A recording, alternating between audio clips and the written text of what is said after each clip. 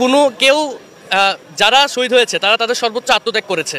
এখন কেউ তাদের কবর জিয়ারত করতে গিয়েছে কিনা বা কেউ যাচ্ছে কিনা, এটার কারণে তার আত্মত্যাগ কোনো অংশেই কম হতে পারে না।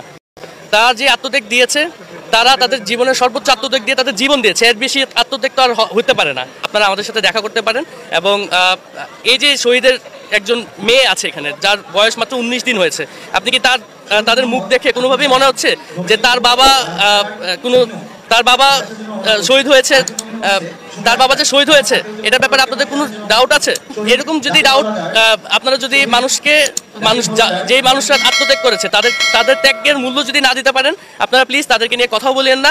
যদি ত্যাগের মূল্য দিতে পারেন তাহলে তাদেরকে ঠিক মতো সে শহীদ না, তোর কাছে কেউই নাজিল করছে, তুই শহীদ না বলিস। আমরা তার জন্য দোয়া করি, আল্লাহ তুমি তার মৃত্যুটাকে শহীদ মৌত হিসেবে কবুল করে নাও। সে শহীদ কিনা এটার প্রকৃত রহস্য সত্য এটা জানেন কে? আসতে বলেন জানেন কে? সে শহীদ না, তুই ফতোয়া দেওয়ার সম্মানটুকুটা দেন। আমি একটাই কথা বলবো যে আপনাদেরও পরিবার আছে, যারাই ছড়াচ্ছেন এগুলো আপনাদেরও পরিবার আছে, আপনাদেরও ভাই বোন আছে, আপনাদেরও বাবা মা আছে। খসর মারা কিছু লোক আছে না নাই? সম্মানিত ভাইয়েরা, মুগ্ধ নামে একটা ছেলে পানি দেয় আর বলে কারো পানি লাগবে, কারো পানির প্রয়োজন আছে, এই যে পানি নিয়ে এসেছি, পানি খাও, পানি পান করো। মানবতা কাকে বলে? আমি কোরআন আমি স্টাডি করেছি যতটুকু, এলেম শূন্য, আমি তেমন এলেম নাই আমার, ভাঙ্গা চূড়া যতটুকু স্টাডি করেছি, কোরআনে কারীম পড়ে আমি যতটুকু বুঝতে পেরেছি, ইসলামের যত শ্রেষ্ঠ কাজ আছে, একটা মানুষের জীবনের যত শ্রেষ্ঠ আমল আছে, এর মধ্যে শ্রেষ্ঠ আমল হলো যে মানুষ মানুষের উপকার করে, যে মানুষ মানুষের কল্যাণ করে। একটা জাতিকে জুলুম থেকে, জুলুম শাহী থেকে, জুলুমতন্ত্র থেকে বাঁচানোর জন্য যে দুহাত বিছিয়ে দিয়ে বুকের তাজা প্রাণ ঢেলে দিতে পারে, তার ব্যাপারে যারা বাজে মন্তব্য করবে, ওর ঈমান আছে কিনা সন্দেহ। কথা ক্লিয়ার? কথা ক্লিয়ার? হ্যাঁ, সে শহীদ কিনা এটা তো আমিও বলতে পারবো না, এটা সত্য। তবে হ্যাঁ, তার ঈমান তো আছে, সে তো নামাজি। তো আল্লাহ তুমি তার মৌত থেকে শহীদে মৌত হিসেবে কবুল করে নাও। কথা বোঝা গেল? ফতুয়া দেওয়ার আর জায়গা পায় না, বুঝলেন? ফতুয়া প্যাসের জায়গায় এসে লাগায় দেয়। কিছু বদমাইশ আছে, এমন খতিব 5 আগস্টের পরের সপ্তাহে খতিব নাই, পালায়। 2 সপ্তাহ পর আবার দখল করতে আসছে। জুতার বৃষ্টি, জুতা যখন মারা শুরু হয়েছে, পালায় সাংবাদিকদের ডেকে বলে, ভাইরা আমার কপাল খুব ভালো, আমার গায়ে একটা জুতার বাড়িও পড়ে নাই। আসো আমরা দিনকে বোঝার চেষ্টা করি। নাই, আমার নবীজির জেলখানা তো ভয়ঙ্কর ছিল, কোনো খাবার নাই, খোলা আকাশের নিচে বয়কট করে রেখেছে। শিব আবু তালিবে দীর্ঘ 3.5 বছর সময় তাদের কেটেছিল। আমার নবীজির সাহাবীরা খাবার না পায়া পায়খানাগুলো এত কোষ্ঠকাঠিন্য হয়ে, এত শক্ত হয়ে গেছে যে পায়খানাগুলো ছাগলের পায়খানার মতো কটকটে হয়ে গেছে। খাবার না পেয়ে বাবলা গাছের কাঁটা যুক্ত ছাল টেনে যখন মুখে নিয়েছেন, কাঁটার সঙ্গে ঠোঁট বেজে গিয়ে ঠোঁট থেকে রক্ত ঝরা শুরু হয়ে গেছে, খাওয়ার হয় নাই। মাঝে মাঝে ওই পাথরের উপরে বছরে 2-1 বার করে বৃষ্টি নাজিল হতো, সেই বৃষ্টির পানিতে পড়া কিছু দুর্বা ঘাস জন্মাতো, সেই ঘাসগুলো চাবায়া চাবায়া সাহাবে কেরাম ক্ষুধা নিবারণ করেছেন। এত কষ্ট স্বীকার করেছেন তারা, 3.5 বছর জেল খেটেছেন। আমার নবীজির কলিজার টুকরা মেয়ে ফাতিমা বিনতে মুহাম্মদ সাল্লাল্লাহু আলাইহি ওয়াসাল্লাম, ফাতিমা রাদিয়াল্লাহু তাআলা আনহা খুব অল্প বয়সে দুনিয়া থেকে বিদায় নিয়েছেন। কেন এত অল্প বয়সে তিনি ইন্তেকাল করলেন? কেন? আমার নবীর ইন্তেকালের মাত্র 6 মাসের মাথায় তিনিও দুনিয়া থেকে বিদায় নিয়েছেন। মূল কারণ ওই যে 3.5 বছর খাবার পান নাই, খাবার না পায়া তাদের পেটের নারী ফুড়িগুলো সব শুকিয়ে গেছে, কঠিন রোগে তারা আক্রান্ত হয়ে পড়েছেন। এই যে ত্যাগ, এই যে কোরবানি, এই যে বিশাল বড় ত্যাগ তারা স্বীকার করেছেন। বিজয় দিয়েছেন কে? আসতে বলবেন না, বিজয় দিয়েছেন কে? আমার বন্ধুগণ, দাওয়াতি কাজ করতে গিয়ে তারা মার খেয়েছেন, দাওয়াতি কাজ করতে গিয়ে তারা গালি শুনেছেন। নবযুগ গালি কম শোনেন নাই। রসুলকে পাগল বলেছে, রসুলকে উম্মাদ বলেছে, রসুলকে জাদুকর বলেছে, রসুলকে এমন শব্দ এমন উক্তি প্রয়োগ করেছে, রসুল যা তার মধ্যে চুল পরিমাণ উপস্থিত ছিল না। রসুলকে পাগল বলা মানে, পাগল কাকে বলে? যার মাথার চুলগুলো উস্কো খুস্কো হবে, কথা এলোমেলো হবে। কিন্তু আমার নবী যেমন ব্যক্তিত্ব সম্পন্ন মানুষ ছিলেন, তার চুলগুলো কখনো এলোমেলো কখনো ছিল না। আম্মা জান আয়েশা বলেন, আমি নিজের চোখে লক্ষ্য করে দেখেছি নবীজির লম্বা লম্বা চুল ছিল, কিন্তু নবীজির চুল ছিল মাঝখান সিঁথি, তিনি দুই দিকে চুলগুলো ছেড়ে দিতেন। চুল পরিমাণ আমরা তার চুলকেও এলোমেলো পাই নাই। জোরে কোন সুবহানাল্লাহ। আমার নবীজি এত পরিমাণ আতর লাগাতেন, আতর হাতের তালুতে নিতেন, প্রচুর পরিমাণ তিনি আতর লাগাতেন। দুইটা জিনিস হাদিয়া নিয়ে যখন নবীজির কাছে আসতো, রাসূল মানা করতেন না। আতর দিলে আতর নিয়ে নিতেন, বালিশ দিলে বালিশটা নিয়ে নিতেন। এটার ক্ষেত্রে তার কোনো না ছিল না। আমার নবীজি যে রাস্তা দিয়ে যেতেন, সে রাস্তা গোটাটাই সুগন্ধে ভরপুর হয়ে যেত। নবীজি মাথায় এত পরিমাণ তেল দিতেন, তেলগুলো চিপ দিয়ে চুইয়ে চুইয়ে পড়তো। এমন ব্যক্তিত্ব সম্পূর্ণ মানুষকে তারা বলল পাগল। ইন্নাকা লামাজনুন। রাসূলকে পাগল বলা হলো একমাত্র কারণ তিনি দাওয়াত দিয়েছেন কার পথে? আসতে বলবেন না, কার পথে? তাহলে দাওয়াত দিতে গেলে কি কি গালি শুনতে হয় বলেন? পাগল। বিগত 16 বছর আমাদেরকে বলেছে জঙ্গি, আমাদেরকে বলেছে সন্ত্রাসী, নাশকতা সৃষ্টিকারী। এরকম করে বহু তোকমা আমাদের বিরুদ্ধে লাগানোর চেষ্টা করেছে, জনগণ তা গিলে নাই। যে রাজাকার শব্দটা তারা ব্যান করেছিল, সে রাজাকার শব্দটা ব্র্যান্ড করে দিয়েছেন কে? আসতে বলবেন না, তিনি কে? আল্লাহ। দাওয়াতি কাজ করতে গেলে ভয় নিয়ে করব না, সাহস নিয়ে করব। নাম্বার 2 হলো সাহসিকতা ছিল আমার নবীজির চরম একটা গুণ। তিনি কখনো ভয় পান না, ইস্পাত কঠিন সিদ্ধান্ত নিয়ে সামনে এগোতেন। আল্লাহ রাব্বুল আলামিন রাসূলকে অর্ডার করছেন, ফাসদা' বিমা তু'মার ওয়া আ'রিদ আনিল মুশরিকিন। সূরা হিজর 94 94 নম্বর আয়াত। হে রাসূল, আপনি প্রকাশ্যে শোনায়া দেন, কাউকে পরোয়া করবেন না। আল্লাহু আকবার বলেন। কাউকে পরোয়া করবেন না এবং দোয়া করেন।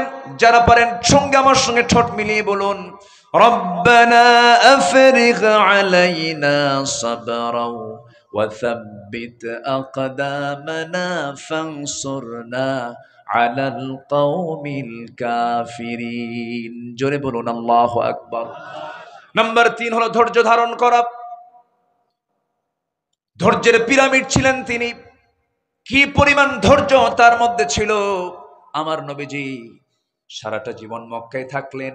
নবুয়তের 13 বছর পার হলো, নবীর বিরুদ্ধে ফরমান জারি হলো, যেখানে পাও হত্যা করে ফেলো।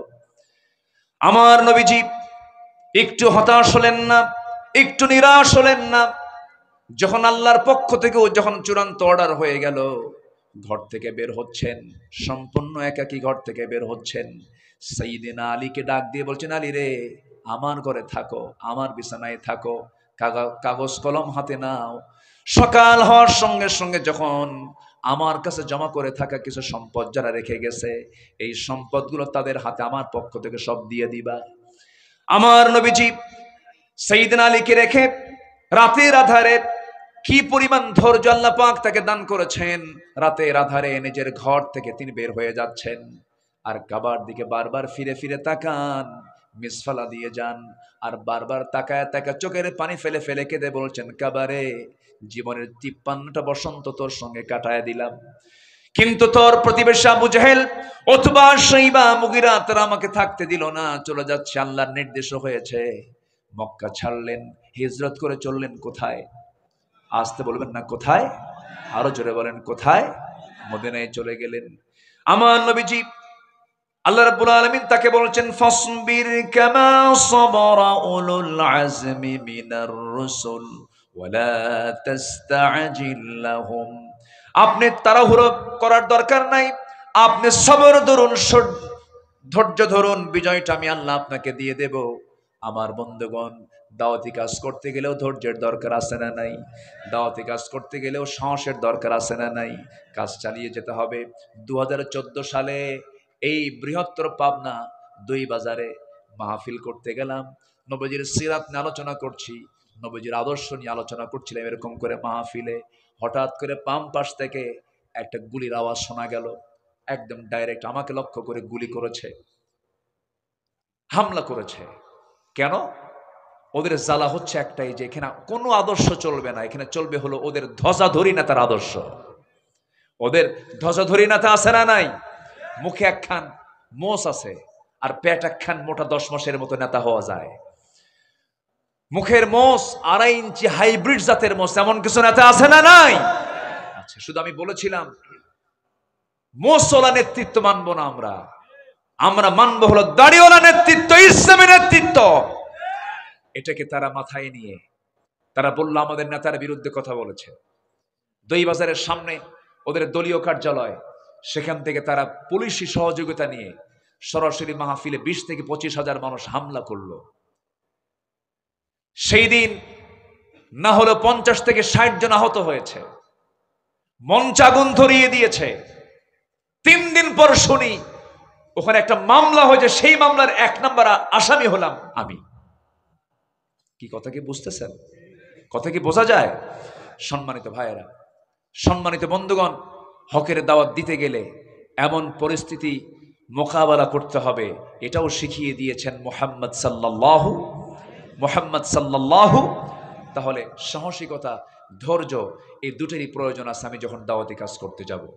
নাম্বার 4, এই পৃথিবীতে চরিত্র আদর্শ মানতে গেলে একজন কি মানতে হবে? তিনি হচ্ছেন মুহাম্মদুর রাসূলুল্লাহ।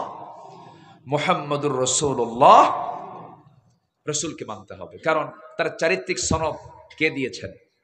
আসতে বলবেন না, কে দিয়েছেন? আল্লাহ দিয়েছেন। তার চারিত্রিক সনদ পৃথিবীর কোনো একাডেমি দেয়নি। সুইডিশ একাডেমি নোবেল দেয়, এরকম করে কোনো একাডেমি, কোনো ইনস্টিটিউট দেয়নি। আমার আল্লাহ তাআলা নিজে আমার নবীজির চারিত্রিক সনদ নিজে দিয়েছেন। জোরে বলি আল্লাহু আকবার। আল্লাহ রাব্বুল আলামিন বলেন, নুন ওয়াল কলমি ওয়া মা ইয়াসতুরুন মা আনতা বিনি'মাতি রাব্বিকা বিমাজনুন ওয়া ইন্না লাকা লাআজরান গায়রা মামনুন ওয়া ইন্নাকা লাআলা খুলুকিন আযীম। জোরে বলুন আল্লাহু আকবার। হে নবী, আপনি হলেন সুমহান চরিত্র অধিকারী। সেই চরিত্রকে, সেই আদর্শকে আমরা লালন করব।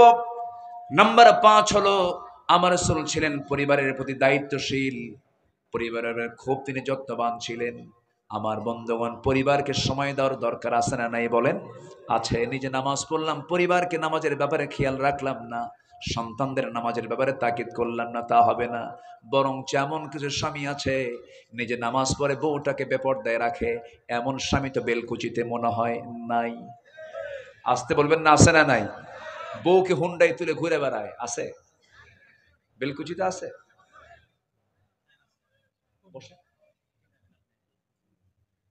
জি, বুঝতে পারতেছি অনেক রাত হয়ে গেছে, একটু কষ্ট হচ্ছে আপনাদের। বউকে নিয়ে ঘুরে ফেরে হুন্ডাই তুলে বেপর্দার পরিবেশ করে গোটা বেলকুচি ঘুরে, এমন স্বামী আছে না নাই? নিজের সুন্দরী বউকে মানুষকে দেখায়, এতে সে খুব তৃপ্তি পায়। আছে কিনা বলেন? এটা কি যত্ন না অযত্ন? যত্ন না অবহেলা? অবহেলা। নিজের বউ নিজের সম্পদ, বউ কখনো অন্যের সম্পদ হতে পারে না। দেখবেন কিছু কিছু পুরুষ আছে বউকে দেখায় হুন্ডাই তুলে। কোন হুন্ডা? তাও নর্মাল কোন হুন্ডা না, কি কি R15, R15 update version. Passenger seat হলো দোতলা আর ড্রাইভিং সিট হলো নিচতলা। নিচতলায় ড্রাইভার বসে, দোতলায় বউটাকে বসায়া রাখে যেন জাতির দেখতে যেন অসুবিধা না হয়। দোতলা তো সবাই দেখে। গোটা বিলকুচি দেখায়া বিকেল বেলা নদীর পাড়ে গিয়ে লাল শাড়ি পরায়া, ঠোঁটটাকে লাল বানায় আঁকায়া, কপালে একখান টিপ বসায়া, চুলটা ছেড়ে দিয়ে অর্ধলগ্ন অবস্থায় তার ছবি তোলে 16 Pro Max আইফোন দিয়া, যেন ছবি ওর মধ্যেও যেন জীবন্ত জীবন্ত ভাব আসে। অস্পষ্ট কোনো ছবি আপলোড দেওয়া যাবে না। দিল ফেসবুকে আপলোড করে, লিখলো সেখানে আর্টিকেল লিখতেছে, প্রিয় ভাইয়ের আসুন সবাই মিলে আমার বউটাকে জামাতের সাথে দেখি। যেরকম নাউজুবিল্লাহ, বউ কি জাতীয় সম্পদ? বউ কি পাবলিক না পার্সোনাল? আচ্ছা বলেন, বউ কি পাবলিক না প্রাইভেট? ও দেখেন ফেসবুকের ভাষায় কথা বলে। সম্মানিত ভাইয়েরা, তাহলে এই যে পরিবারের প্রতি অযত্ন, এটিকে থাকা যাবে? রাসূল তা শিখিয়েছেন। আমার নবীজি একদিন হাঁটতেছেন, অপ্রয়োজনীয় একটা আওয়াজ ফাতিমার কণ্ঠ থেকে নবীর কানে চলে আসলো। আমার নবীজি ঘরের মধ্যে ঢুকে গেলেন, ঢুকে গিয়ে বলছেন, ফাতিমা তোমার অপ্রয়োজনীয় একটা আওয়াজ আমার কানে আসলো। এই আওয়াজটা যদি অন্য কোনো পরপুরুষের কানে চলে যেত তোমার গুনাহ হয়ে যেত, এমনটা করা উচিত নয়।